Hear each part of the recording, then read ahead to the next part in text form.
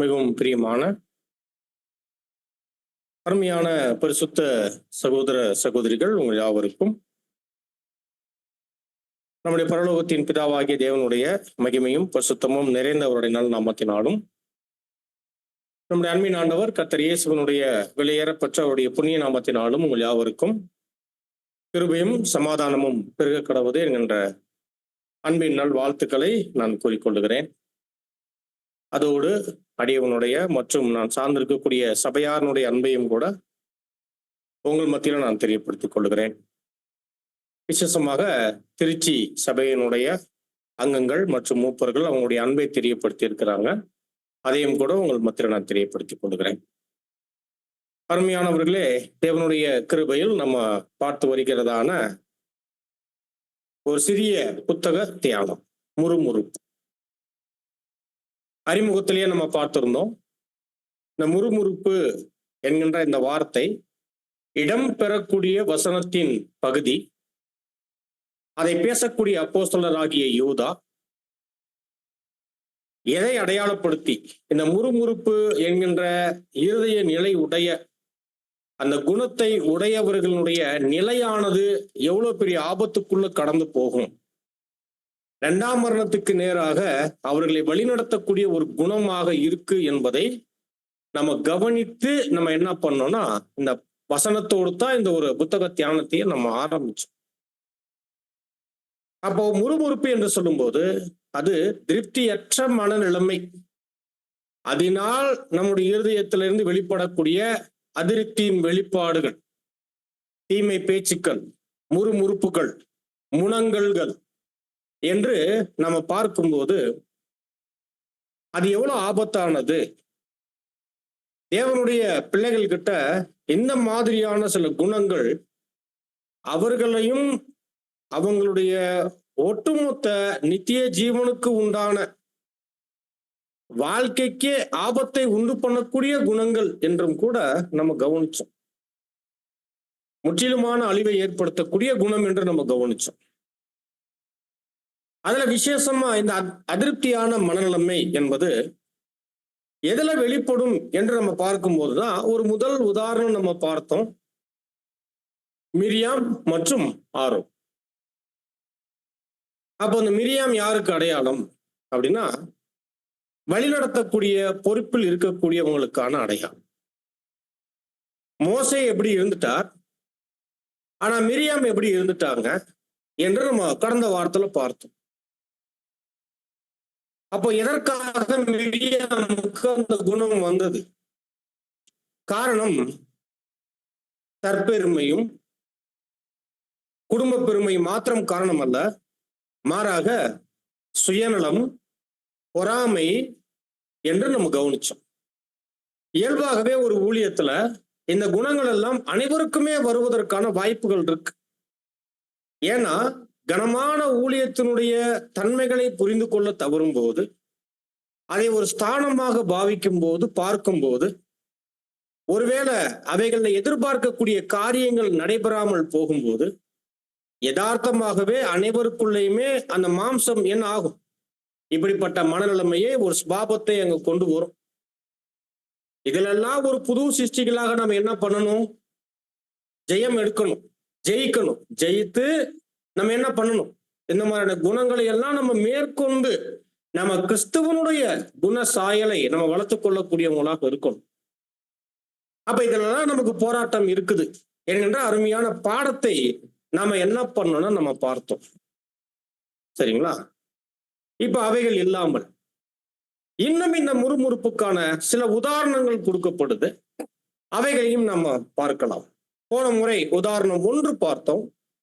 இப்ப நம்ம 2வது உதாரணம். இந்த 2வது உதாரணம் மத்தேயு 20ஆம் அதிகாரத்துல வசனம் 1 - 16 வரை போகுது. அது திராட்சை தோட்ட உவமை.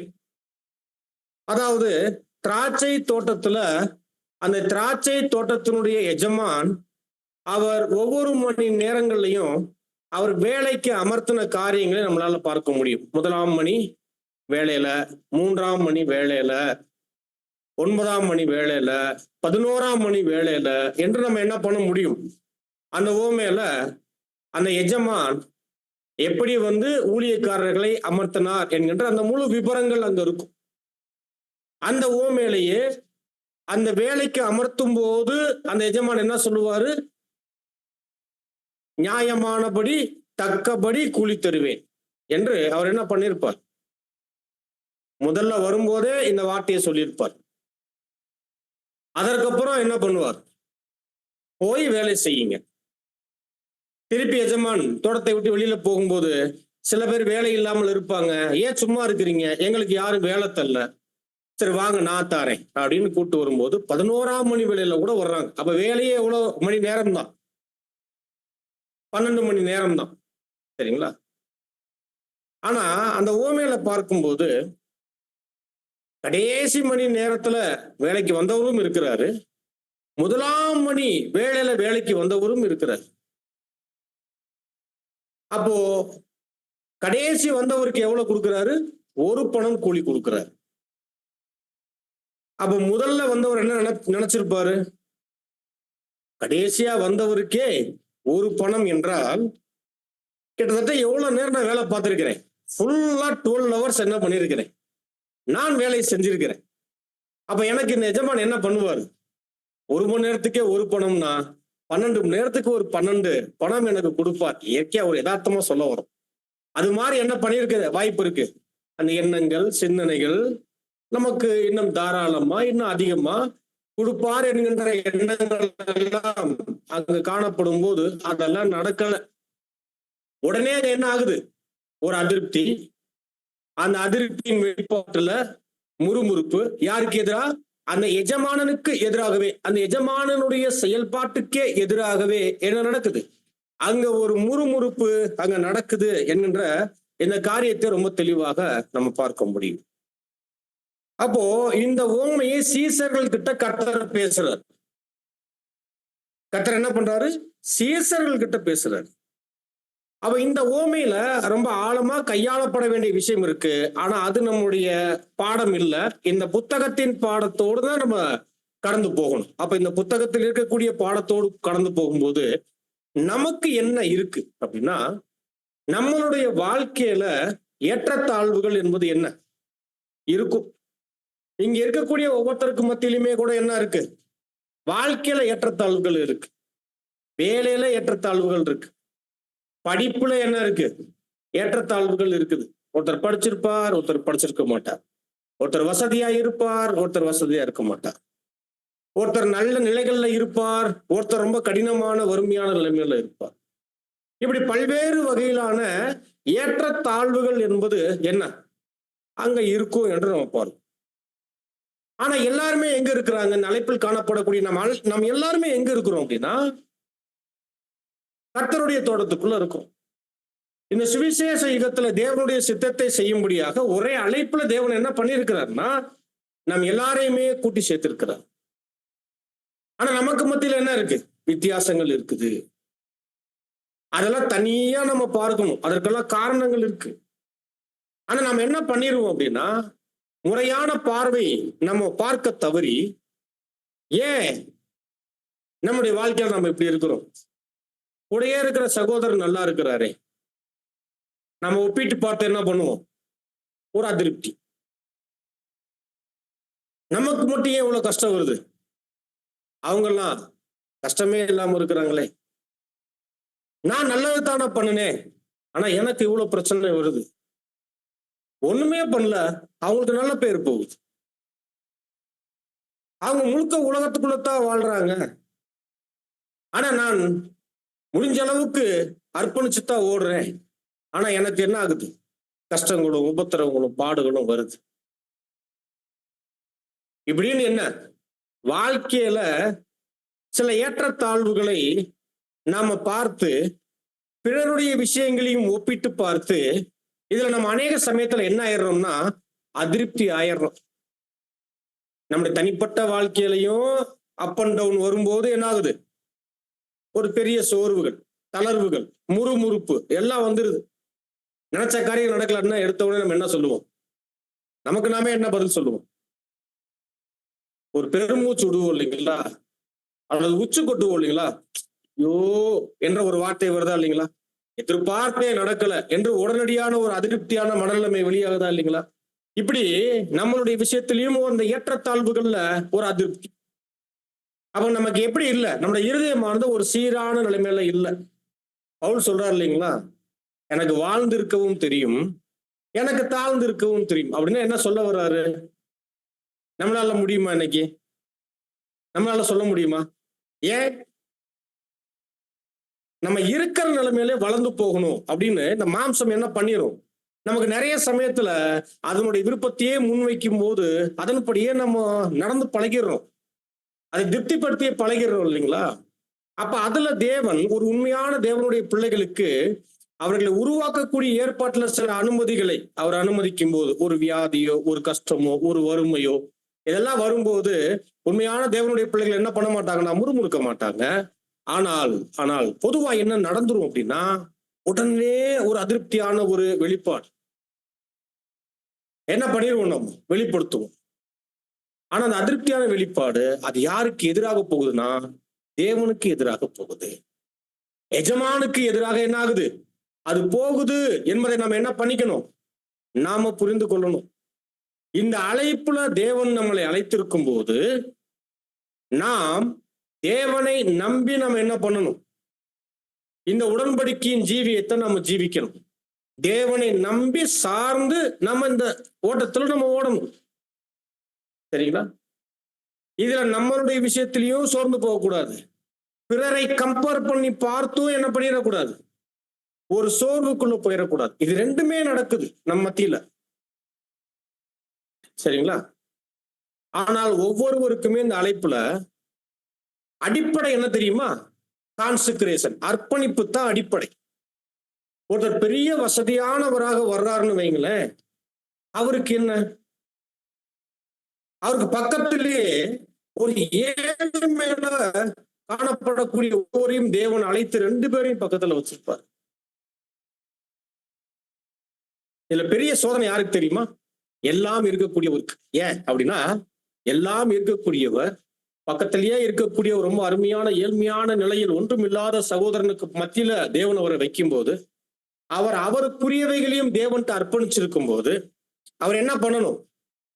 தேவனுடைய சித்தத்திற்காகவும், ஊழியத்திற்காகவும், அறுவடை ஊழியங்களுக்காகவும், சகோதர சகோதரிகளுக்காகவும் என்ன பண்ணணும்? அதைத்தான் அவர் செலவு பண்ணணும். அதற்குத்தான் செலவு பண்ணணும். இனிமே பூமியில நம்ம பெருசாயிட்டு போகணுன்ற அந்த அந்த கான்செப்டே அவர் வாழ்க்கையில என்ன ஆகுது? அந்த உடன்படிக்கை வரும்போது அங்க உடையுது. அதுவரை வளர்ந்து போயிட்டு இருந்தவர் இந்த சத்தியத்தை ஏற்றுக்கொண்டு தன்னை அர்ப்பணித்துக் கொண்டு ஒரு ஒரு புது சிருஷ்டியா மாறும்போது, இதுக்கு மேல அவர் இருக்கிறத அவர் என்ன பண்ணிக்கணும்? கான்செக்ரேஷன், அர்ப்பணிப்புக்குள்ள போட்டுக்கணும் என்கின்ற ஏற்பாடு தான் வருமே தவிர, மாறாக அவர் எக்ஸ்டென்ட் பெருசாகி போகணுன்ற ஏற்பாடு என்ன ஆகுது? எப்ப அந்த பலியின் உடன்படிக்கைக்குள்ள வர்றாரோ அங்கேயே அது உடையுது, அங்கேயே அது முடியுது என்று நம்ம பார்க்கிறோம். அப்ப அது அவருக்கு என்ன? அவருக்கு சோதனை. அதை அவர் மாம்சத்துல மேற்கொண்டு அவர் அர்ப்பணிச்சு அவர் ஓடுறாரா என்று. இப்ப ரொம்ப வறுமை நிலைமையிலயோ அல்லது கஷ்டத்திலேயோ அல்லது இவரோடு ஒப்பிடும்போது ரொம்ப எளிமையான நிலைமையிலயோ ஒரு சகோதரனோ சகோதரியோ இருக்கிறாங்கன்னா அவங்களுக்கு என்ன? அவர்களை பார்த்து நாம இப்படி இல்லையே என்பது இல்ல. இருக்கிற நிலைமையில இவங்க அவங்களுடைய ஓட்டத்தை ஓடணும். சரிங்களா? இருக்கிற நிலைமையில அவர்கள் அவங்களுடைய ஓட்டத்தை ஓடணும். அவர்கள் பூமியில நம்ம இன்னும் பெருசா நம்ம இவங்களை போல ஆயிரலாம் என்கின்ற விஷயமும் அவங்க வந்துடக்கூடாது. நமக்கு ஏன் இந்த வறுமை என்கின்ற மற்றவங்களை ஒப்பிட்டு பார்த்து அந்த ஒரு எண்ணமும் அவங்கள்ட்ட வந்துடக்கூடாது. இந்த நிலைமையில இருந்து நான் என்ன பண்ணணும்? என் அளவுல தேவன் எனக்கு என்ன வைத்திருக்கிறாரோ இதுல நான் அர்ப்பணித்து ஓடணும் என்கின்ற விஷயத்துல ஓடணும். சரிங்களா? அப்ப வாழ்க்கையில இந்த அர்ப்பணிப்பின் வாழ்க்கையில ஒவ்வொருத்தருடைய தனிப்பட்ட நிலைகளிலும் தேவன் விசேஷித்த அனுபவங்களை கொடுப்பார். பலதரப்பட்ட சூழ்நிலைகளுக்கு மத்தியில ஒவ்வொருத்தரையும் கூட்டி சேர்க்கும் போது ஒவ்வொருத்தரும் தனிப்பட்ட நிலையிலேயே எப்படி இருப்பாங்க? ஏற்ற இறக்கத்துக்கு உண்டானவங்களாக அங்க இருப்பாங்க. மையம் கான்செக்ரேஷன். இந்த அர்ப்பணிப்புல உண்மையான தேவனுடைய பிள்ளைகளுக்கு தேவன் அனுமதிக்கிறதை தவிர எதுவுமே நடக்கவே நடக்காது. அப்படி இருக்கும்போது எது நிமித்தம் இந்த அதிருப்தி வரணும்? ஏற்றத்தாழ்வுகளின் நிமித்தம் நம்ம அதிருப்தி கொண்டோம் என்றால் அது யார் மேல அதிருப்தி வெளிப்படுத்துறோம்? அப்ப அந்த தோட்டத்துல நினைச்சது நடக்கல என்று வந்த உடனேயே அவர் யாருக்கு எதிராக முறுமுறுக்கிறார்? எஜமானுக்கு எதிராகத்தான் அங்க முறுமுறுக்கிறார் என்று நம்ம பார்க்கிறோம். அப்ப அருமையானவர்களை யோசிச்சு பாருங்க. அப்ப அந்த அதிருப்தியான மனநிலைமை நம்முடைய வாழ்க்கையை முன்னிட்டு, நம்முடைய சூழ்நிலையை முன்னிட்டு, அல்லது ஒரு வியாதியை முன்னிட்டு, அல்லது பிறருடைய சூழ்நிலைகளை ஒப்பிட்டு பார்த்து அவைகளை முன்னிலைப்படுத்தி ஒரு அதிருப்தி, ஒரு வருத்தம், ஒரு முணுங்குதல் அல்லது முறுமுறுப்பு என்று நம்ம கிட்ட வெளியாகுதுன்னு வைங்க. அது அது யாருக்கு எதிரானது? அது தேவனுக்கு எதிரானது. அல்லது நம்முடைய ஊழியத்திலேயே ஒரு ஏற்ற இறக்கம் வருது. எல்லார் வாழ்க்கையிலுமே அப்படித்தான் இருக்கும். நம்முடைய ஊழியத்துல ஒரு ஏற்ற இறக்கம் வருது. குடும்பத்தின் வாழ்க்கையில ஒரு ஏற்ற இறக்கம் இருக்கும். சகோதரர்களுக்குள்ள ஒரு புரிந்து கொள்ளுதல்ல ஒரு ஏற்ற இறக்கம் வந்து வந்து போகும். ஆனா எது நிமித்தம் நம்ம என்ன ஆயிடக்கூடாது? ஒரு அதிருப்தி நம்ம ஆயிடக்கூடாது. அதிருப்தி ஆயிட்டா அதனுடைய விளைவு என்ன ஆயிடும்? முறுமுறுக்க ஆரம்பிச்சிருவோம், குறை பேச ஆரம்பிச்சிருவோம், தீமை பேச ஆரம்பிச்சிருவோம்.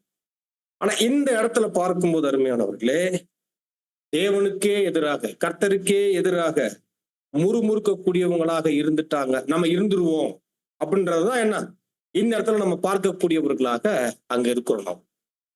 சோ ஆகவே இதையெல்லாம் நம்ம கவனத்தில் எடுக்கணும். வசனங்கள் நம்ம முன்னாடியே சொல்லிட்டோம். மத்தேயு 20ஆம் அதிகாரத்துல 1 முதல் 16 வரை இந்த ஓமை அங்க இருக்கிறதாக நம்ம பார்க்கிறோம். அப்போ நாம் அனைவரும் தேவனுடைய பிள்ளைகள் என்றால் கர்த்தருடைய நன்மைகள் நம்முடைய வாழ்க்கையில பல்வேறு வழிகள்ல என்ன பண்ணும்? நமக்கு இதுவரை வந்திருக்கு, இனியும் வரும். அதுதான் உண்மை. கரெக்டா இல்லைங்களா? தேவன் எனக்கு என்னுடைய வாழ்க்கையில நன்மை செய்யலன்னு யாராவது சொல்ல முடியுமா? அப்படி சொன்னால் அவங்க சரியாக தேவனுடைய நல் ஈவுகளை புரிந்து கொள்ளாதவர்கள் அல்லது பெற்றும் அதை உணராதவர்கள் என்றுதான் சொல்ல முடியும். மரணத்துக்குள்ள இருந்த, பாவ சாபத்துக்குள்ள இருந்த நம்மளை உயர்த்தி எடுத்து ஒரு ஜீவன் நிலையில தேவன் நம்மளை உயர்த்தி வச்சிருக்கக்கூடிய அந்த நிலையில இருந்து இப்ப யோசிச்சு பாருங்க. ஒவ்வொன்றையும் யோசிச்சு பாருங்க. நம்ம பண்ணிக்கொண்ட உடன்படிக்கையின் நாள்ல இருந்து தேவனுடைய பாதுகாப்பாக இருக்கட்டும், பராமரிப்பாக இருக்கட்டும், நம்முடைய வாழ்க்கையில எதை நம்ம சந்திச்சிருந்தாலும், எதிர்கொண்டு இருந்தாலும், தேவனுடைய அனுமதி இல்லாமல் நம்முடைய வாழ்க்கையில ஒன்றுமே என்ன ஆகுறது இல்லை, நம்மளை நோக்கி வர்றதே கிடையாது. இதுல அநேக நன்மைகளைத்தான் தேவனுடைய கருத்துல இருந்து வாங்குறோம். கிருபையா இருக்கட்டும், இரக்கமா இருக்கட்டும், பாதுகாப்பாக இருக்கட்டும், தயவாக இருக்கட்டும், ஆலோசனைகளாக இருக்கட்டும், ஊழியங்களாக இருக்கட்டும், ஒரு பலனாக இருக்கட்டும், ஒரு ஆரோக்கியமாக இருக்கட்டும், எந்த விஷயங்களுமே எடுங்க, நம்முடைய வாழ்க்கையில யார்தான் நம்ம கொடுக்குறா? தேவன் தான் கொடுக்கிறார். இப்ப இந்த இடத்துல உட்கார்ந்து இருக்கிறோம், தேவனுடைய வார்த்தைகளை படிக்கிறோம், கேட்கிறோம். ஒவ்வொரு நேரமும் தேவனுடைய சத்தியங்களை நம்ம உணர்ந்து கொள்வதற்கு தேவன் என்ன பண்றார்? நமக்கு பரிசுத்த ஆவி கொடுக்கிறார். இப்படி எண்ணற்ற விஷயங்களை என்ன பண்ண முடியும்? சொல்லிக்கொண்டே போகலாம். தேவனுடைய நன்மைகளை சொல்லிக்கிட்டே போகலாம். யோசிச்சு பார்த்தோம்னா ரொம்ப ஆச்சரியமா இருக்கும். ஆனா அதையெல்லாம் தேவன் பல்வேறு வழிகள்ல என்ன பண்றார்? அவர் நமக்கு தந்திருக்கிறார், தருகிறார், தருவார் என்று வாக்கு தத்தமும் என்ன பண்ணப்பட்டிருக்கு. சும்மா இல்ல. இன்னைக்கு நம்ம ஒரு வேளை சாப்பிடுறோம் அப்படின்னா அது கூட என்னதான் தேவனால் வாக்களிக்கப்பட்டிருக்கு. முன்னதாக தேவனுடைய ராஜ்யத்தையும் நீதியும் தேடுங்கள், பின்பு உங்களுக்கு எல்லாம் கூட கொடுக்கப்படும். ஆனா வாக்களிச்சதை நம்ம என்ன பண்ணிக்கிட்டு இருக்கிறோம்? தேவன் தருவேன் என்று சொன்னதை நாங்க தேடிக்கிறோம். என்ன பண்ணிட்டு இருக்கிறோம்? ராஜ்யத்தை தேடாமல் தேவன் வாக்களிச்சதை தேடிட்டு இன்னைக்கு என்ன பண்ணிட்டு இருக்கிறோம்? ஓடிக்கிட்டு இருக்கிறோம் இல்லைங்களா? இதுதான் நம்முடைய நிலை. ஆனா வாக்களித்த தேவன் என்ன பண்றார்? போஷிக்கிறார். உண்ண உணவு, உடுத்த உடை, தங்க இடம், நமக்கான பராமரிப்பு, பாதுகாப்பு எல்லாமே தர்றாரா இல்லையா? யோசிச்சு பாருங்க. அப்ப மாம்சபூர்வமான விஷயங்கள்லயே தேவன் நமக்கு இவ்வளோ விஷயங்களை தேவன் நமக்கு செய்யும் போது கண்ணுக்கு தெரியாத எத்தனையோ நன்மைகள் இருக்குது, பாதுகாப்பு பராமரிப்புகள் இருக்குது. யோசிச்சு பாருங்க. எண்ணற்ற ஆபத்துகள் நம் தலையில இருந்து கடந்து போயிருக்கோம். எத்தனையோ மாபெரும் சாத்தானுடைய கன்னிகளாக இருக்கட்டும், வஞ்சனைகளாக இருக்கட்டும், தேவன் என்ன பண்ணியிருப்பார்? பாதுகாத்திருப்பார். எல்லாமே நன்மைகள் தான், சொல்லிக்கொண்டே போகலாம். அப்போ எண்ணற்ற நன்மைகள் பல்வேறு வழிகள்ல தேவன் நமக்கு என்ன பண்ணியிருக்கிறார்? அவர் நிச்சயமாக கொடுத்திருக்கிறார், இன்னமும் செய்வார் என்கின்ற என்ன இருக்குது? வாக்கு நமக்கு கொடுக்கப்பட்டிருக்கு என்று நம்ம பார்க்கிறோம்.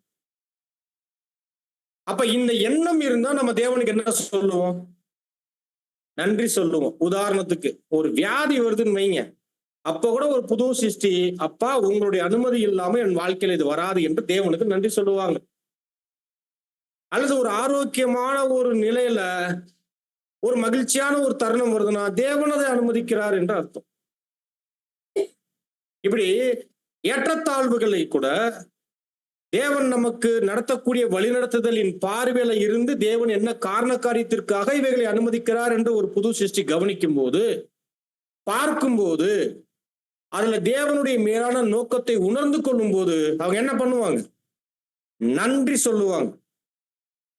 ஆனா இதையெல்லாம் எங்க ஒருவர் மறக்கிறாரோ அங்கத்தான் நன்றி அற்ற எண்ணம் வருது.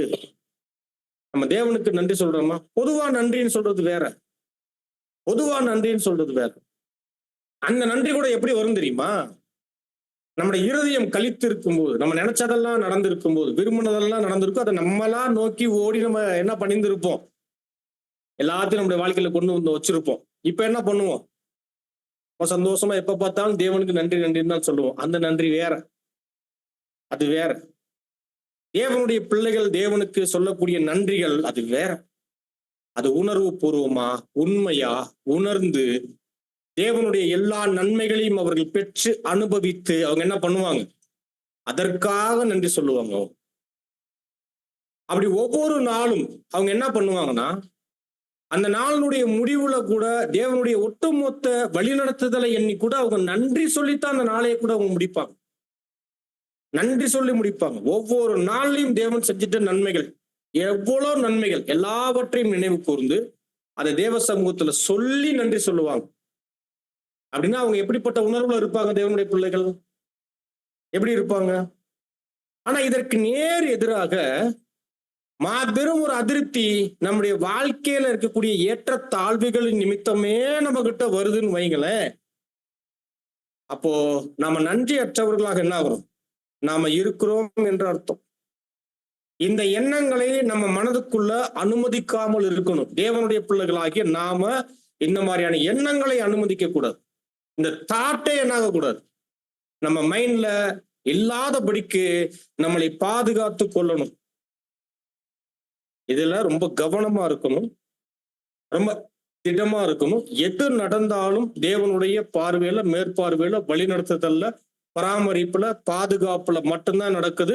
எண்ணற்ற தேவனுடைய நன்மைகளும் கிருபைகளும் என்னை சூழ்ந்து இருக்குது என்கின்ற அந்த நன்றி உணர்வோடு, அந்த பார்வையோடு தான் என்ன ஆகணும்? நாம தேவனுக்கு முன்பதாக நம்ம காணப்படணும். எந்த இடத்துல இருந்தாலும் காணப்படணும். இதெல்லாம் ரொம்ப முக்கியமான விஷயம். ஆனா முறுமுறுப்பினுடைய காரணம் என்ன? ஏற்ற தாழ்வு நிமித்தமே வருதுன்னா இப்ப நம்ம சிந்திச்சு பார்க்கணும். நம்ம இப்படி இருக்கிறோமா? இல்லை என்றால் என்ன வரும்? ஒரு அதிருப்தியான மனநிலைமை வந்துட்டாலே என்ன ஆயிரும்? இல்லைங்க, நான் தேவனுக்கு எதிராக பேசுறது இல்லைங்க. எப்படி தேவனுக்கு எதிரா? அருமையானவர்களே, எங்கங்க வாழ்க்கையில ரொம்ப கஷ்டம்னு ஒரு சகோதரத்தை சொல்லும் போதே மறைமுகமா என்ன சொல்றோம்? தேவன் நம்மள என்ன பண்ணல பாருங்க, இவரெல்லாம் நல்லா இருக்கிறாரு, நான் எப்படி இருக்கிறேன் அப்படின்ற ஒரு எண்ணத்தை கொண்டு நம்ம வாயில சொல்லாமல் ஒரு விஷயத்த சொன்னா கூட அது என்னத்தான், அது யாரைத்தான் சொல்லணும்? நம்மளை வழிநடத்தி கொண்டிருக்கக்கூடிய, போஷிக்கக்கூடிய, பாதுகாக்கக்கூடிய தேவனுக்கு எதிராகத்தான் நம்ம பேசிக்கிட்டு இருக்கிறோம். அந்த பார்வையும் காரியங்களும் அந்த வார்த்தைகளும் அப்படித்தான் வருது என்பதை நம்ம என்ன பண்ணிக்கணும்? உணர்ந்து கொள்ளணும். இது இரண்டாவது விஷயம்.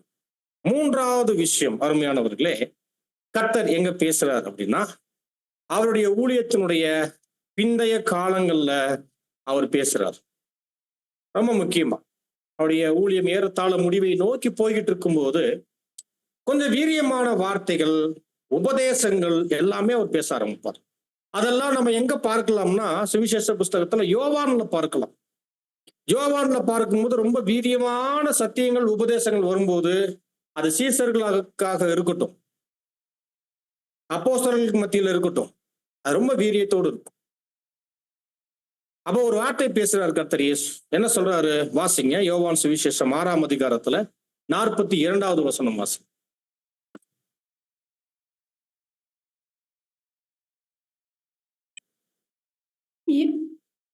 இவன் யோசேப்பின் குமாரனாகிய இயேசு அல்லவா? இவனுடைய தகப்பனையும் தாயையும் அறிந்திருக்கிறோமே. அப்படி இருக்க நான் வானத்திலிருந்து இறங்கி வந்தேன் என்று இவன் எப்படி சொல்லுகிறான் என்றார்கள். பாத்தீங்களா? அப்ப இங்க என்ன உபதேசம் போயிட்டு இருக்கு அப்படின்னா, கர்த்தர் ரொம்ப முக்கியமான ஒரு உபதேசம். இது சீசர்களுக்கு மத்தியில பேசுறார். இது பொது ஜனங்களுக்கு மத்தியில பேசல. சீசர்கள்னா 12 பேர் மட்டும் இல்ல, இன்னும் நிறைய பேர் இருந்தாங்க அந்த சமயத்துல. எல்லாரும் இருக்கும்போது, நானே வானத்திலிருந்து இறங்கி வந்த ஜீவ அப்பம். ஒருவன் என் மாம்சத்தை புசியாமல் என் ரத்தத்தை பானம் பண்ணாமல் அவனுக்கு என்ன இல்லை? என்கிட்ட பங்கு இல்லை, அவனுக்குள் ஜீவன் இல்லை என்று பேசின உடனேயே என்ன ஆகுறாங்க அந்த இடத்துல? அந்த இடத்துல ஒரு பெரிய அதிருப்தி நடக்குது. இவர் எப்படி வானத்திலிருந்து இறங்கி வந்தாரு? இவர் யோசேப்பின் குமார் அப்படின்னா இயேசுவை எப்படி பார்த்துட்டாங்க? யோசேப்பு மரியாளுடைய மகன், மூத்த மகன். அப்படி இருக்கிறப்ப நான் வானத்திலிருந்து இறங்கி வர்றேன்னு சொல்றாருன்னு அந்த வார்த்தையில கூட என்ன ஆயிட்டாங்க? ஒரு மிகப்பெரிய ஒரு இடரலை அங்க சந்திக்கிறார். அவங்களால புரிந்து கொள்ள முடியல. இது கூட ரொம்ப முக்கியம். நம்ம மத்தியில கூட சில சமயத்துல சில சகோதர சகோதரிகள் பேசக்கூடிய வார்த்தை என்ன என்று உள்வாங்காமலே நம்ம என்ன ஆயிடுவோம் தெரியுங்களா? அதிருப்தி ஆயிடுவோம். அது ரொம்ப கஷ்டம். அது என்ன சொல்றாங்க, அந்த வார்த்தையினுடைய அர்த்தம் என்ன, அது என்ன நோக்கத்துக்காக சொல்றாங்க என்று புரிந்து கொள்ளாமலே அந்த வார்த்தையை நாமளே தப்பா புரிஞ்சுக்கிட்டு அதிருப்தி ஆகி அதை போய் திருப்பி என்ன பண்ணுவோம்னா அதை 10 பேர்கிட்ட போய் சொல்லிக்கிட்டு இருப்போம். இவர் பாருங்க நீ இப்படி சொல்லிட்டாரு, அந்த சகோதரி பாருங்க நீ இப்படி பேசிட்டாங்க அப்படின்னு என்ன பண்ணுவோம்னா, ஆனா அவர் நல்ல நோக்கத்துக்கு அல்லது ஏதோ ஒரு காரணத்துக்கு அல்லது ஒரு தெய்வீக விஷயத்தை முன்னிறுத்தி ஒரு அன்புல ஏதோ ஒரு விஷயத்துல சொல்லி இருந்திருக்கலாம், அல்லது நம்முடைய குறைகளை குற்றத்தை காண்பிப்பதற்கு கூட அவர் சொல்லி இருந்திருக்கலாம்னு வைங்களேன். ஆனா நாம என்ன பண்ணுவோம்? விஷயத்தை உள்வாங்காம உடனடியா நம்ம நோக்கி வந்தவொடனே நம்ம என்ன பண்ணுவோம்? அது ரொம்ப கடினமா கஷ்டமா இருந்துச்சுன்னா வார்த்தையை கூட நம்ம என்ன பண்ணுவோம்? மிஸ் அண்டர்ஸ்டாண்டிங் பண்ணிட்டு தப்பா புரிந்து கொள்ளுவோம் இல்லைங்களா? அப்படித்தான் நடக்குது கர்த்தருடைய வார்த்தையில. இவர் எப்படி வானத்திலிருந்து இறங்கி வந்தேன்னு சொல்லலாம்? இவர் யோசேப்பின் குமாரன் அல்லவா என்று ஆரம்பிச்சுட்டு அடுத்து என்ன சொல்றாங்க? எப்படி இவருடைய மாம்சத்தை நம்மளால சாப்பிட முடியும்? எப்படி இவருடைய ரத்தத்தை நம்ம பானம் பண்ண முடியும்? இது ரொம்ப கடினமான உபதேசம். இவர் பண்ணக்கூடிய உபதேசம்லாம் எப்படி இருக்கு? ரொம்ப கடினமாக இருக்கு என்று இப்ப முறுமுறுக்க ஆரம்பிக்கிறாங்க. இப்ப இதனுடைய ஆழமான விஷயங்கள்லாம் நம்ம பாஸ்ஓவர் சமயத்துல படிச்சிருக்கிறோம். பட் இப்ப இந்த முறுமுறுப்பு, இந்த அதிருப்தின்ற டாபிக்கோட போகும்போது இப்ப இந்த இடத்துல கர்த்தருடைய உபதேசத்தின் நிமித்தம் என்ன ஆகுறாங்க? முறுமுறுக்கிறாங்க, இடரல் அடைகிறாங்க. இடரல் என்று சொல்லுவதை கூட இவருடைய உபதேசம் ரொம்ப கடினமாக இருக்குது. ஏன்? என் மாம்சத்தை புசிக்கணும், என் ரத்தத்தை பானம் பண்ணணும்னு சொல்லிட்டார். இது செயலாட்டினா என்கிட்ட உங்களுக்கு என்ன இல்லை, எந்த பங்கும் இல்லைன்னு இயேசு சொல்லிட்டார். உடனே இவங்களுடைய ரிப்ளே, இது கடினமான உபதேசம், இதை எப்படி சகிக்க முடியும்? இவர் பேசுறது எப்படி அப்படின்னா கர்த்தருடைய வார்த்தையை கூட சகிக்க முடியல என்ற அளவுக்கு அவங்களுடைய மனநிலைமை இருந்ததாக இந்த எழுத்துக்கள் நமக்கு காண்பிக்குது. ஆமா, சில சமயத்துல, சில சமயம் என்பதை விட நிறைய சமயங்கள்ல அருமையானவர்களே, சத்தியம் நம்ம பேசிடலாம், எல்லாமே கேட்பாங்க. நல்லா கவனிங்க. சத்தியம் பேசுவோம், பேசுறதை கேட்போம், பகிர்ந்துக்குவோம். எல்லாருமே என்ன பண்ணுவோம்? சந்தோஷமா அவைகளை பேச, கேட்க, உள்வாங்க எல்லாம் செஞ்சுக்குவோம். ஆனா சத்தியத்திலேயே ஒழுங்குமுறை என்று வரும்போதும் அர்ப்பணிப்புன்ற விஷயத்த நீங்க பேச ஆரம்பிங்க, நிறைய வருத்தங்கள் வரும், கோபங்கள் வரும், எதிர்ப்புகள் எல்லாம் உண்டா இல்லையா? நமக்கு மத்தியில இது இருக்குது அப்படின்னா புரியுதுங்களா? வித்தியாசம் புரியுதுங்களா? அப்ப சத்தியத்தையும் நம்ம என்ன பண்றோம்? ஒரு வகையறுத்து வச்சிருக்கிறோம். இது இப்படி இருந்தா போதும், இன்னென்ன மாதிரி இருந்தா போதும் என்று. ஆனா சத்தியம் தேவனுடைய பிள்ளைகளுக்கு ரொம்ப ஆழமாக விபரமாக போக போக போக போக அது ஒழுங்கை பேசும், அது திவ்ய பிரமாணத்தை நமக்கு காண்பிக்கும், அது நம்மளுடைய வாழ்க்கையினுடைய அர்ப்பணிப்பினுடைய ஆழங்களை அது காமிச்சுக்கிட்டே போகும். அப்ப அர்ப்பணிப்பும் ஒழுங்குமுறையும் வரும்போது மேக்சிமம் நிறைய பேர் என்ன ஆயிடுவாங்க? அதிருப்தி ஆயிடுவாங்க, கோபம் ஆயிடுவாங்க, சண்டை பண்ண ஆரம்பிச்சிருவாங்க. நடக்குதா இல்லையா? இருக்குதா இல்லையா? உண்மைத்தான். அதே தான் இங்க நடக்குது. இவருடைய உபதேசத்தை எங்களால என்ன பண்ண முடியல, எங்களால சகிக்க முடியல. இது ரொம்ப கடினமா இருக்கு. இன்னொன்னு புரிஞ்சுக்கிறதுக்கே அப்படி இருக்கு, புரிஞ்சு கொள்வதற்கும் கடினமாக அங்க இருக்குது அப்படின்னு என்ன பண்றாங்க, சொல்றாங்க. அப்ப இதுல யதார்த்தமா பார்க்கும்போது கர்த்தர் சொல்லக்கூடிய ஆழமான சத்தியம், அந்த சத்தியத்தினுடைய வாழ்க்கை, அவங்களுடைய ஜீவியம் எப்படி இருக்கணும் என்பதை தான் காமிக்கிறார். ஆக்சுவலி இது டாக்டரின், கர்த்தருடைய மாம்சம் மற்றும் இரத்தம். அதனால திருச்சபை பெற்றுக்கொள்ள போகக்கூடிய மகிமையான நிலையும் அங்க இருக்குது. நீதிமானாக்கப்படுதல், பரிசுத்தமாக்கப்படுதல் என்கின்ற அர்ப்பணிப்பின் வாழ்க்கை தொடர்பான விஷயம் மட்டும் இல்ல, அதற்கு அப்புறம் அவங்களுடைய ஜீவியம் எப்படி இருக்கணும், விற்கப்படிய அப்பத்துக்குரியதாக பரிசுத்தமாக்கப்படக்கூடிய அந்த ஏற்பாட்டுல அவர்கள் பங்கெடுக்கக்கூடிய பாத்திரத்தின் ஜீவியம் எப்படி இருக்கணும் என்பதனுடைய விசேஷித்த ஆழங்களை அது காண்பிக்குது. சரிங்களா?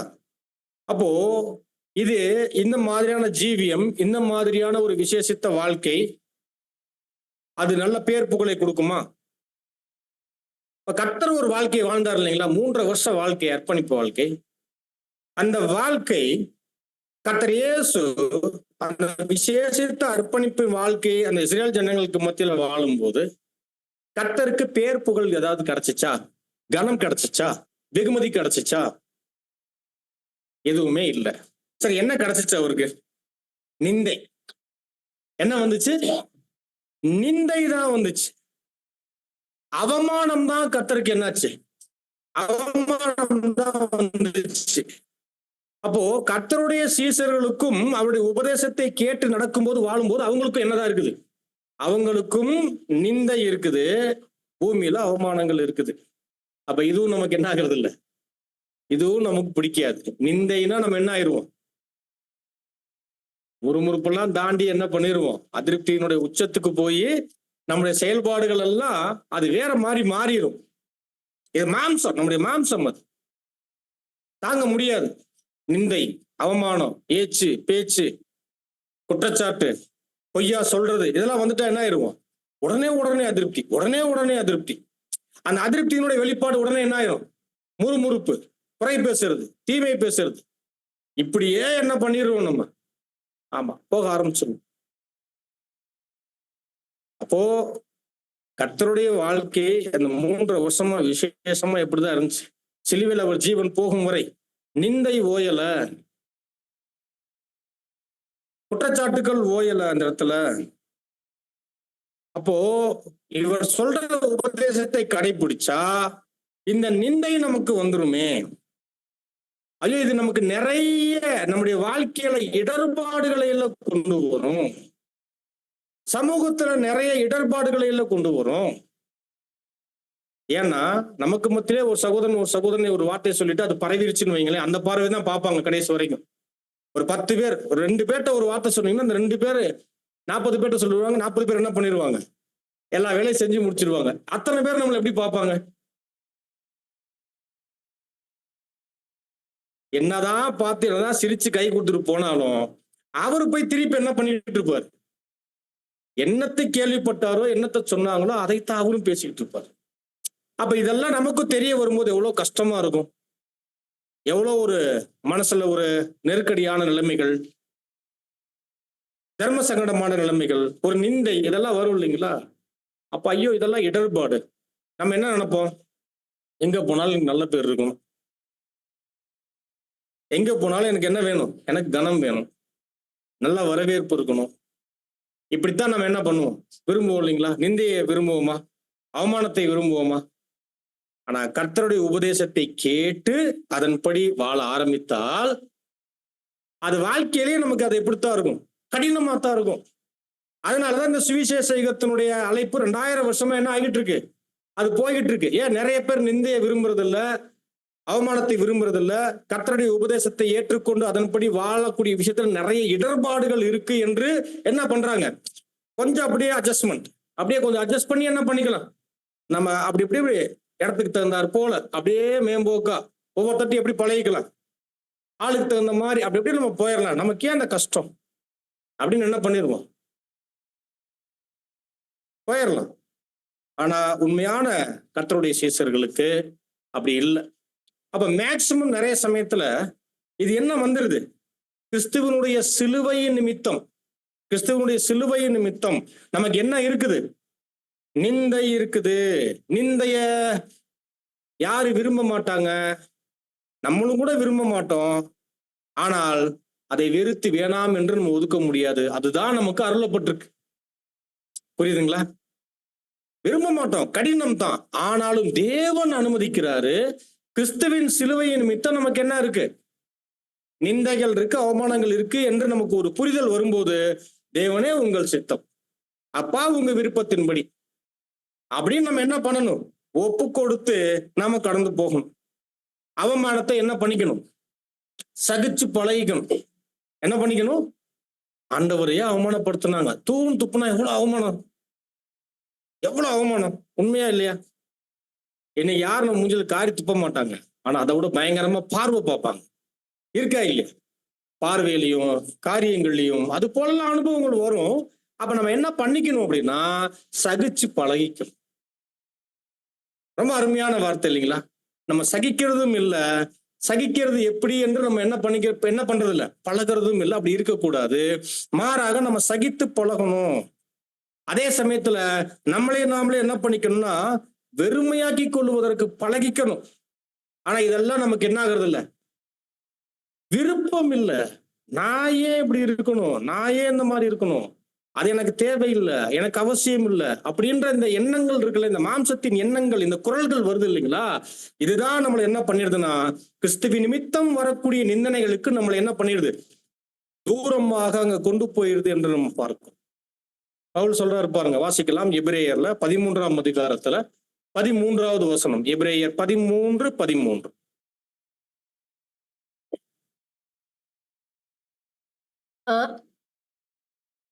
ஆகையால் நாம் அவருடைய நிந்தையை சுமந்து பாளையத்துக்கு புறம்பே அவரிடத்திற்கு புறப்பட்டு போக கடவோம். இதுதான் விஷயம். அவருடைய நிந்தையை சுமந்துக்கிட்டு என்ன பண்ணுமா, அவருடைய நிந்தையை சுமந்து கொண்டு, அப்படின்னா நீதி நிமித்தம் வரக்கூடிய பாடுகள், உபத்திரவங்கள், தேவ சித்தத்தின் நிமித்தம் வரக்கூடிய கஷ்டங்கள், ஏச்சுக்கள், பேச்சுக்கள், அவமானங்களை பத்தி பேசிக்கிட்டு இருக்கு. இங்க நாம சொந்தத்துல தப்பு பண்ணிட்டு அது நிமித்தம் வரக்கூடிய ஒரு நிந்தை வரும் தெரியுங்களா, அது தண்டனை. அதெல்லாம் நம்ம இதாக்கிட்டு நம்ம என்ன பண்ண முடியாது, இதோட நம்ம சேர்க்க முடியாது. அதை பத்தி பேசல. சத்தியத்தின் நிமித்தம், கிறிஸ்துவின் நிமித்தம், சிலுவையின் நிமித்தம், அவரை பின்பற்றக்கூடிய ஜீவியத்தின் நிமித்தம் வரக்கூடிய அவருடைய நிந்தனைகளை நாம என்ன பண்ணிக்கணுமா, நாம் ஏற்றுக்கொண்டு. ஏன்னா கர்த்தர் முன்னமே சொல்லிட்டார், என் நிமித்தம் நீங்க என்ன ஆக்கப்படுவீங்க, பாய்க்கப்படுவீங்க, பொய்யாய் சொல்லுவாங்க, குற்றப்படுத்துவாங்க, இதெல்லாம் சொல்லிட்டாரா இல்லைங்களா? என் நிமித்தம்னு சொல்லிட்டார். அப்ப நாம அவர் நிமித்தம் என்ன ஆகணும், இந்த நிந்தனைகளை நாம ஏற்றுக்கொண்டு நாம யாரை நோக்கி தான் போகணும், பாளையத்துக்கு புறம்பே அவரை நோக்கி போகணும், அவர்கிட்ட போகணும் என்றுதான் இந்த இடத்துல ரொம்ப தெளிவாக நமக்கு அப்போஸ்தலனாகிய பவுல் மூலியமாக புத்திமதி என்ன பண்ணப்படுது. இது புத்திமதி, நம்ம கொடுக்கக்கூடிய புத்திமதி. அப்ப இவைகளை நம்ம என்ன பண்ணணும், இவைகளை உள்வாங்கி இந்த புத்திமதியின்படி நம்ம நடந்து கொள்வது ரொம்ப அவசியம். ஏன்னா கர்த்தரை என்ன சொல்லிட்டாங்க அவருடைய காலத்துல, ரொம்ப பெரிய பெரிய வார்த்தைகள்லாம் சொன்னாங்க. வாசிங்க நீங்க வசனம், மத்தேயு 19ஆம் அதிகாரத்துல 27வது வசனம் வாசிக்கலாம். மத்தேயு 19:27. அப்பொழுது பேதுரு அவரை நோக்கி, இதோ நாங்கள் எல்லாவற்றையும் விட்டு உம்மை பின்பற்றினோமே, எங்களுக்கு என்ன கிடைக்கும் என்றான். பாத்தீங்களா என்னவா பேதுரு என்ன கேட்கிறாரு, ஆண்டவரே நாங்கள் எல்லாவற்றையும் விட்டு உம்மை பின்பற்றி வந்தோமே, எங்களுக்கு என்ன கிடைக்கும் அப்படின்னு சொல்லும் போது கர்த்தர் நேரடியா சொல்லல, ஆனா முன்னாடியே சொல்லிட்டார்.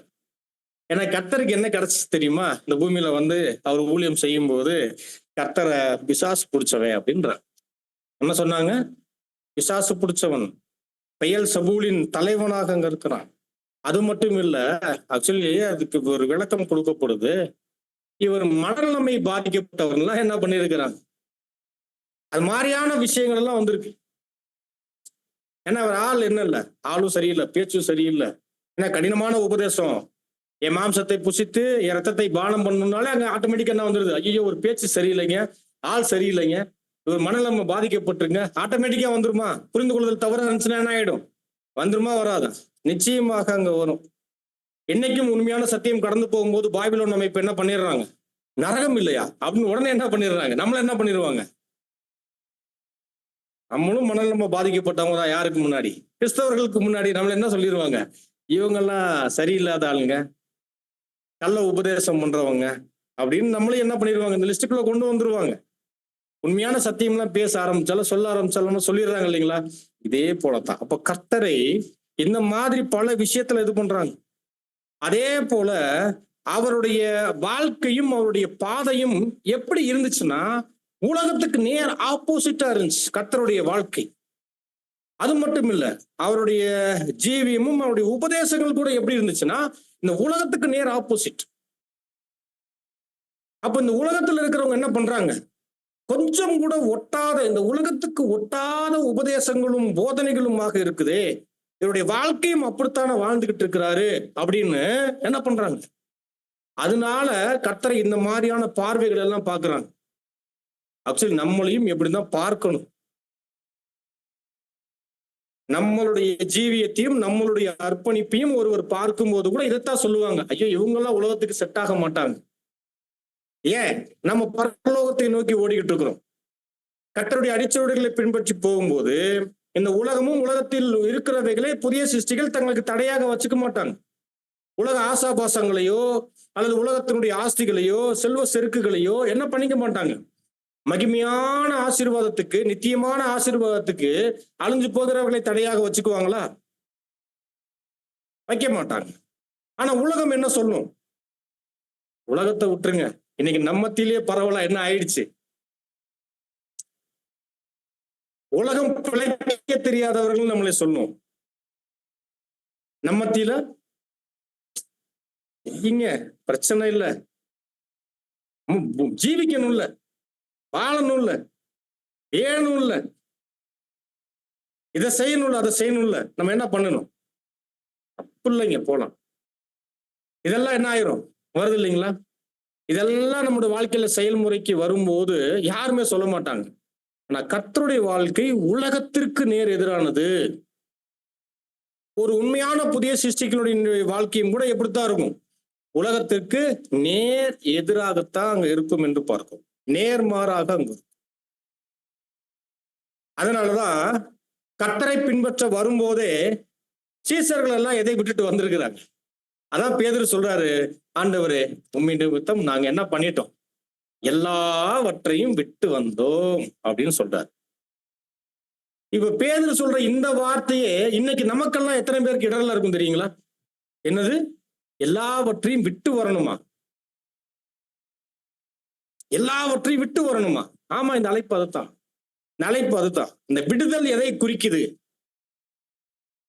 அது சுயத்தை பலி செலுத்துவதை குறிக்கிறது. தேவனுடைய காரியத்திற்காக எல்லாவற்றையும் பலி ஆக்குவதை குறிக்கிறது. எல்லாவற்றையும் விடுதல் என்பது அதுக்கு ஒரு பெரிய கான்செக்ரேஷன் ஹார்ட் இருக்கணும்.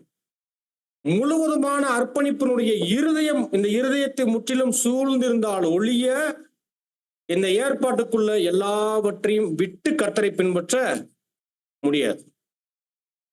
சுவிசேஷ யுகத்தினுடைய ஆரம்பத்திலிருந்து முடிவு வரை இதுதான். எல்லாவற்றையும் விட்டு, எல்லாவற்றையும் விட்டு. இருதயத்துல எதுவுமே இருக்கக்கூடாது. யார்தான் இருக்கணும்? தேவனும் கர்த்தரும் பண்ணிக்கொண்ட உடன்படிக்கை மட்டும்தான் இருதயத்துல நிரம்பி இருக்கணும். இப்ப நம்முடைய இருதயத்துல தேவனும் கர்த்தரும் இந்த உடன்படிக்கையும் எங்க இருக்கு? எங்க இருக்கு? இருக்குதா? ஃபர்ஸ்ட் அப்படி இருந்தால் எந்த இடத்துல இருக்குது? எத்தனாவது இடத்துல இருக்குது? அவங்க உங்களுடைய பார்ட். ஏன் அப்படின்னா இந்த இடத்துல என்ன நடக்குது? கர்த்தருக்கு வந்த பேர் நமக்கு வந்துடக்கூடாது. என்ன பேரு? உலகத்துக்கு நேர் எதிராக வாழ்ந்துகிட்டு இருக்கிறார். மனநன்மை, பைத்தியம். நமக்கு வசனம் சொல்லிருச்சு, கொரிந்தியர்ல பாக்குறோம் இல்லைங்களா? உலகத்துல நம்ம எல்லாம் யாரா? பைத்தியம் அப்படின்ற பார்வைதான் நம்மளை பார்ப்பாங்க அப்படின்னு வந்துருச்சு. அப்ப அருமையானவர்கள், அதனாலதான் கர்த்தர் சொன்னாரு, இந்த உபதேசத்தை பேசிட்டு இது உங்களுக்கு இடரலா இருக்கான்னு கேட்டார். யோவான் 6:61 என்ன கேட்கிறார்? இது உங்களுக்கு இடரலா இருக்குதா அப்படின்னு கேட்கிறார். நிறைய சமயங்கள் அருமையானவர்களே, தேவனுடைய வார்த்தைகளும் அந்த வார்த்தைக்கான வாழ்க்கையும் நிறைய பேருக்கு எதை கொண்டு வந்துடும், ஒரு அதிருப்தியை அங்க கொண்டு வரும் என்று பார்க்கிறோம். கர்த்தருடைய வார்த்தை நிறைய சமயத்துல நிறைய பேருடைய இருதயத்தை அரிக்க ஆரம்பிச்சோம். ஏன் ரொம்ப அரிக்க ஆரம்பிச்சு இதுதான் எழுதுறாரு. ஓ, நிறைய பேர் அவங்களுடைய பெருமையில அவங்க அதிருப்தி ஆகி சில சமயத்துல கலகங்கள் பண்ண ஆரம்பிச்சிருவாங்க அப்படின்ற கலகங்கள் பண்ண ஆரம்பிச்சிருவாங்க. எழுதுறாரு பாருங்க. அவர்களுடைய இருதயங்களை அரித்துக் கொண்டிருந்த அதே பெருமையின் மற்றும் கலகத்தின் மற்றும் அதிருப்தியின் ஆவியானது அவர்கள் மீது வந்த சோதனையினுடைய கடுமையின் கீழ் வெளிப்பட ஆரம்பித்தது. என்ன பண்ண ஆரம்பிச்சா, அவங்களுக்கு கீழே வந்த சோதனையின் கீழே அவங்களுடைய அதிருப்தி வெளியாக ஆரம்பிக்குமா. ஒரு சோதனை வரும்போது அவங்களுடைய அதிருப்தி என்ன ஆகுமா, வெளியாக ஆரம்பிக்குது. வாசிக்கலாம், யோவான் 6:64 வாசிங்க. ஆகிலும் உங்களில் விசுவாசியாதவர்கள் சிலர் உண்டு என்றார். விசுவாசியாதவர்கள் இன்னார் என்றும் தம்மை காட்டிக் கொடுப்பவன் இன்னார் என்றும் ஆதி முதலாக இயேசு அறிந்திருந்தபடியால் அவர் பின்னும். போதும். அப்போ கூடயே இருந்தவங்கள்ல கூட சில பேர் எப்படி இருந்தாங்க, அதிருப்தியான மனநிலைமையிலையும் முறுமுறுப்புலையும் தான் காணப்பட்டாங்க என்பதற்கு தான் இந்த வசனத்தை நம்ம பார்க்கிறோம். அதனாலதான் கர்த்தர் கேட்டாரு சீசர்களை பார்த்து, அதாவது உண்மையான சீசர்களாகிய அந்த 12 பேரை பார்த்து கேட்டாரு, நீங்களும் போறதுக்கு மனசா இருக்கிறீங்களான்னு கேட்டாரு. நிறைய பேர் சொல்லிட்டு அதிருப்தி ஆயிட்டு போயிட்டாங்க. சீசர்களை பார்த்து கேட்கிறாரு, நீங்களும் போக மனதா இருக்கிறீங்களான்னு ஏன் கேட்கணும்? கர்த்தருக்கு தெரியும். ஏன்னா இருதயத்தை அறியக்கூடிய வல்லமையுடையவர் தான் கர்த்தர். ஏன்னா ஒரு உபதேசத்தை கொண்டு போறாருன்னா அந்த இடத்துல என்ன நடக்கும் அவருக்கு தெரியும். நமக்கெல்லாம் இன்னைக்கு தெரியாது. சில சமயத்துல உற்சாகத்துல சில விஷயத்த படிச்சுட்டு நம்ம என்ன பண்ணிடுவோம், பேசிட்டு கடந்து போயிடுவோம். அப்படி இல்லை. கர்த்தர் பேசினா அந்த பேசக்கூடிய வார்த்தை என்ன தாக்கத்தை உண்டு பண்ணும் அப்படின்றதெல்லாம் தெரிஞ்சுதான் என்ன பண்றாரு, கொண்டு போறாரு. அப்ப சீசர்கள் அந்த இடத்துல காணப்படுறாங்க. அவங்க என்ன பண்றாங்க, ஆண்டவரே உண்மை விட்டு நாங்க எங்க போவோம்? உண்மைதான். பேதுரு ரொம்ப அருமையா சொல்றாரு, நாங்க யாருகிட்ட போவோம்? இது யாரு பேசுறது? யார் பேசுறது? அந்த ட்ரூலி கான்செக்ரேட்டட். கொஞ்சம் யோசிச்சு பார்க்கலாம். ஒருவேளை சத்தியத்தை விட்டு இப்ப நீங்களும் நானும் வெளியேறோம்னு வைங்க, நம்ம யாருக்கிட்ட போக முடியும்? நிறைய பேர் சர்வசாதாரணமா சத்தியத்தை விட்டு போயிடுறாங்க. சத்தியத்தை விட்டு போறதுன்னா என்ன தெரியுங்களா, அவங்க வாழ்க்கையில வேற வழிபாடுகளை கொண்டு வர மாட்டாங்க, வேற தெய்வத்தை கொண்டு வர மாட்டாங்க. ஆனால் இந்த உடன்படிக்கையின் வாழ்க்கையை விட்டு ரொம்ப எளிமையா போயிடுவாங்க. இந்த உபதேசத்தை விட்டுட்டு ரொம்ப எளிமையா போயிடுவாங்க. தெய்வீக ஏற்பாடுகளை விட்டுட்டு போயிடுவாங்க. இப்ப நீங்களும் நானும் கர்த்தரை விட்டுட்டால் எங்க போக முடியும் சொல்லுங்க? எத்தனையோ பேர் இந்த அழைப்புல இத்தனை வருஷங்கள் வந்திருப்பாங்க, நிறைய பேர் இல்லாமல் கூட போயிடுவாங்க. ஆனால் நீங்களும் நானும் இன்ன வரைக்கும் அநேக அனுபவங்களுக்கு மத்தியில, போராட்டங்களுக்கு மத்தியில, அனுபவங்களுக்கு மத்தியில கூட நாம நிக்கிறோம்னா காரணம் என்னதான்? நமக்கு வேற வழி இல்லை, வேற இடம் இல்லை. தேவனை விட்டால் நமக்கு இந்த பூமியில ஒண்ணுமே இல்லவே இல்லை. இந்த புரிதல் தேவன் என்ன பண்ணிருக்கிறார், தேவனுடைய பிள்ளைகளாகிய நமக்கு அங்க கொடுத்திருக்கிறார். உண்மையிலே தேவனை விட்டுட்டால் என்ன பண்ண முடியாது. சரி, தேவனை விட்டா எங்கன்னா உலகத்துக்குள்ளதான் போகணும். உலகத்துக்குள்ள இருக்கக்கூடிய சொந்த பந்தங்கள்கிட்ட தான் போகணும், உலகத்தாட்ட தான் போகணும், உலக ஜீவியத்துல தான் போகணும். இந்த மாம்சத்தின்படித்தான் நம்முடைய காரியங்கள் எல்லாம் அங்க போகும். புரியுதுங்களா? அப்ப அருமையானவர்களே, தேவனை விட்டால் நம்ம எங்கேயும் போக முடியாது. சரி, அடுத்தும் சகோதரர் இந்த எழுத்துக்கள்ல கேட்கிறார், ஒருவேளை நீங்கள் தேவனுடைய திட்டத்தின் மீதும் அவரது திவ்ய வழிநடத்துதல்கள் மீதும் திருப்தி இன்மையும் அடைந்து பின்வாங்கி விடுவீர்களானால் யாரிடத்தில் போவீர்கள்? தேவனுடைய திவ்ய வழிநடத்துதல்னு ஒண்ணு இருக்கு இல்லைங்களா, அதெல்லாம் புரிஞ்சுக்கணும். புரிஞ்சால்தான் என்ன பண்ண முடியும், அந்த வழிநடத்துதல்ல நம்ம பொறுமையோடு காத்திருந்து தேவனுடைய கிருபைகளையும் அனுகூலங்களையும் பெற்றுக்கொள்ள முடியும். திவ்ய வழிநடத்துதலை விட்டுட்டு அதுல அதிருப்தி ஆயிட்டு, ஏன் அதிருப்தி ஆகும் அப்படின்னா, அதற்கு கூட சில அருமையான சில எழுத்துக்கள் இருக்கு. நிறைய சமயத்துல தேவன் நம்மளை எப்படி நடத்தணும்னு தேவனுக்கு நாம கற்றுக் கொடுத்துக்கிட்டு இருப்போம். என்ன பண்ணிக்கிட்டு இருப்போம், தேவனே என்னை நீங்க எப்படி நடத்தணும், என்னை நீங்க எப்படி ஆசீர்வதிக்கணும், என் ஊழியம் எப்படி இருக்கணும், என் செயல்பாடுகள் எப்படி இருக்கணும், என் வாழ்க்கை எப்படி இருக்கணும் அப்படின்னு நம்ம தேவன்கிட்ட என்ன பண்ணிட்டு இருக்கோம்? தேவனுக்கு சொல்லிக் கொடுக்க முடியுமா? நிறைய சமயத்துல அதான் நடக்குது. ஒரு ரசல் அவர்கள் எழுதுறாரு இறைவன் கீதத்துல, ஒரு 10-15 நாளைக்கு முன்னாடி இறைவன் கீதம் நினைக்கிறேன், வாய்ப்பு இருந்தா நீங்க படிச்சு பாருங்க. நிறைய பேர் தேவனுக்கே, அந்த சராசரத்தை வழிநடத்தக்கூடிய தேவனுக்கு நிறைய பேர் என்ன பண்றாங்கன்னா உபதேசம் பண்ண ஆரம்பிச்சிருவாங்களாம். அப்ப அருமையானவர்களே பாருங்க, திவ்ய வழிநடத்துதலின் மீது அதிருப்தினா அதனுடைய அர்த்தம் என்ன அப்படின்னா, எனக்கு இது என்ன ஆகுறது இல்ல, செட் ஆகிறது இல்ல, பிடிக்கிறது இல்ல அப்படின்னாலே வேற என்ன விஷயம் வந்துருது. அப்ப இது இப்படி இருக்கக்கூடாது அப்படின்னாலே என்ன, வேற ஏதோ உள்ளுக்குள்ள நம்ம என்ன பண்றோம், நம்முடைய விருப்பங்கள் காரியங்கள் வருது என்று அர்த்தம். அப்ப திவ்ய நடத்துதலின் மீது அதிருப்தி, அதனால நிறைய பேர் என்ன ஆவாங்க, பின்வாங்குவாங்க. இன்னும் சொல்லும்போது இதெல்லாம் ரொம்ப அழகா சில ஓமைகள்ல கர்த்தர் பேசியிருக்கிறாரு. ரொம்ப அருமையான அழைப்புல வருவாங்க. ஆனா இந்த அழைப்புல சத்தியத்தின் விதை விழக்கூடிய இடத்துல இந்த இருதயமானது நேர்த்தியான நிலமாக அது காணப்பட்டால் என்ன இல்ல பிரச்சனை இல்ல, பலனை கொடுக்கக்கூடிய வகுப்பாராக மாறிடுவாங்க. சில பேர் இருதயத்தை எப்படியே வச்சுட்டு வருவாங்க, வார்த்தை விழுந்தவனே சாத்தான் எடுத்து போடக்கூடிய அளவுக்கு தான் அந்த இருதயம் என்ன அங்க இருக்கும்.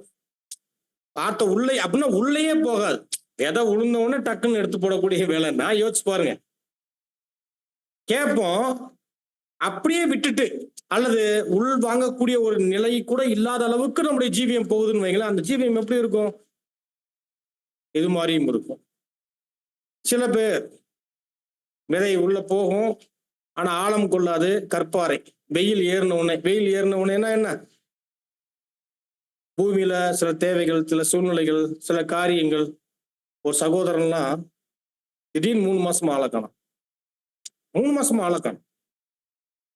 என்னன்னு கேட்டா வேற ஒண்ணுமே இல்லை, எந்த காரணமுமே இல்லை, வேற எந்த காரணமே இல்லை. காரணம் போய் பார்த்தா உலக அலுவலக நிமித்தம் என்ன ஆயிட்டாருன்னா 3 மாசம் ஆள் சப்ஜாடா காலி இல்ல. தேவனுடைய வார்த்தை என்ன சொல்லுது, இந்த ஜீவியம் என்ன சொல்லுது? அப்ப அந்த வேலையை முன்னிட்டு, அவர்கள் செய்யக்கூடிய காரியங்களை முன்னிட்டு முற்றிலுமா ஒரு பரிசுத்தவான்கள் கூடுகைகள் என்று தொடர்பற்ற ஒருத்தர் இருக்கிறார்னு வைங்க, யோசிச்சு பாருங்க காரணம் என்ன வருது. அப்ப அவங்களால ஒரு சூழ்நிலை வரும்போது அந்த விதை பலன் கொடுப்பதற்கு ஏதுவாக உள்ள போகாத அளவுக்கு என்ன, வெயில்னா ஏதோ ஒரு சூழ்நிலைகள் காரியங்கள் ஏதோ வருது, உள்ள வந்து சூடு எறும்போது என்ன ஆயிடுறாங்க, ஐயோ இந்த வாழ்க்கை இப்படி இருக்கு. இந்த அர்ப்பணிப்பு இதை சொல்லுது, தேவனுடைய பிரமாணம் இதை சொல்லுது, இந்த மாதிரி எல்லாம் இருக்குது. திவ்ய வழிநடத்துதல் இப்படி இருக்கு, இப்படி போனா நம்மளால இது செய்ய முடியாது, இது பண்ண முடியாது, இவ்வளவு தடைகள் இருக்கு, இவ்வளவு காரியங்கள் இருக்கு என்று என்ன பண்ணிடுறாங்க, ஆட்டோமேட்டிக்கா பின்வாங்கக்கூடியவங்களையும் என்ன பண்ண முடியுது, தற்காலங்கள்ல இப்படியும் நம்மளால அங்க பார்க்க முடியுது. அப்போ அருமையானவர்களே, தேவனுடைய திட்டத்தின் மீது தேவனுடைய வழி நடத்துதலின் பேர்ல அதிருப்தி அடைந்து பின்வாங்கி நம்ம போயிட்டோம் அப்படின்னா அப்பயும் எங்க போக முடியும், நம்ம விரும்பினதை நோக்கித்தான் நம்ம போவோம். அருமையானவர்களே, ரொம்ப முக்கியமா அதெல்லாம் பார்க்கும்போது அதிருப்தியின் மனநலம் மேல வெளியேறும் போது முறுமுறுப்பு ஆட்டோமேட்டிக்கா வந்துடும். இதுக்கு நமக்கு நிவாரணியே இல்லை. முறுமுறுக்க ஆரம்பிச்சிட்டோம்னா, அதிருப்தி கொள்ள ஆரம்பிச்சிட்டோம்னா, பழகிட்டோம் அப்படின்னா, அதை முக்கியத்துவப்படுத்த ஆரம்பிச்சிட்டோம் அப்படின்னா அதுக்கு நிவாரணி இருக்குதா? மாம்சத்துக்கு நிவாரணி இல்லை. ஆனால் மாம்சத்தை மேற்கொள்வதற்கான நிவாரணம் என்ன தெரியுமா? ஜெபம், விண்ணப்பம்.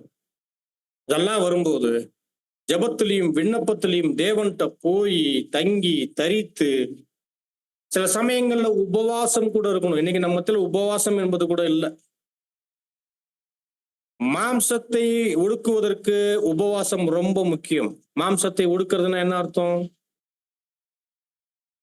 மாம்சத்தினுடைய பாவ காரியங்கள் மட்டும் இல்ல, அதனுடைய ஆசை இச்சைகளாக இருக்கட்டும், தேவ சித்தத்துக்கு எதிராக இந்த மாம்சம் செயல்படக்கூடிய ஏற்பாடுகளாக இருக்கட்டும், என்னென்ன காரியங்களில் எல்லாம் நம்முடைய மாம்சத்தை நம்மளால அடக்க முடியலையோ அவைகளை எல்லாம் கட்டுக்குள் கொண்டு வருவதற்காகவே என்ன பண்ணணும், நம்மெல்லாம் அப்படி பார்த்தா நம்ம வாரத்துல 7 நாளுமே உபவாசம் தான் இருக்கணும். 24x7 எப்படிதான் இருக்கணும்? அவ்வளோ விஷயங்கள் இருக்கு நம்ம கிட்ட. அட்லீஸ்ட் என்ன பண்ணணும்?